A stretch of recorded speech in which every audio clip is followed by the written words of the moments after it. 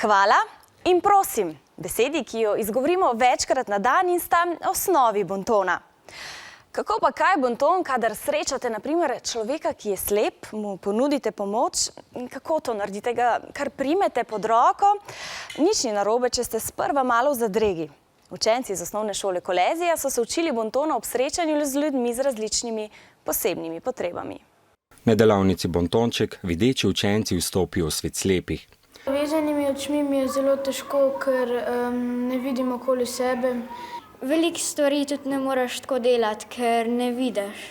Opisovanje predmeta, ki ga držijo v rokah, ne da bi ga videli, je svojevrsten izziv. S to vajo se učijo vživljati v svet slepih.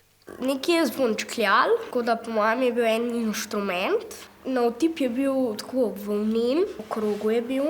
Kot žogica majhna za igrati. Slepi pri hoji uporabljajo pripomoček belo palico. Ovire na poligonu so lahko trd oreh, če imaš zavezane oči. Tako pot v neznano postane pustolovščina. Ko sem začela hoditi, sem mislila, da bo to lažje, ker nisem vedela, da bodo take ovire.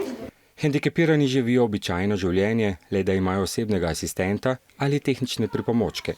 A kljub temu mladi priznavajo, da so ob srečanju z njimi pogosto v zadregi. Na videz majhna ovira kar hitro postane velika, tudi še za tako vztrajne. Tedaj pa je čas za pomoč. Nika, a mi prideš pomagati? Ja. Danes sem se naučila, da osebi, ki želimo pomagati, najprej pristopimo, jo govorimo in potem nam ona pove, kako ji lahko pomagamo. Če pa nam tega ne dovoli, pa nismo užaljeni, ker si sami želimo tudi, da to, kar znamo sami narediti, naredimo sami. Učenci so v sproščeni uri predsodke do hendikepiranih vsaj malo zrahljali. Si jih upate tudi vi?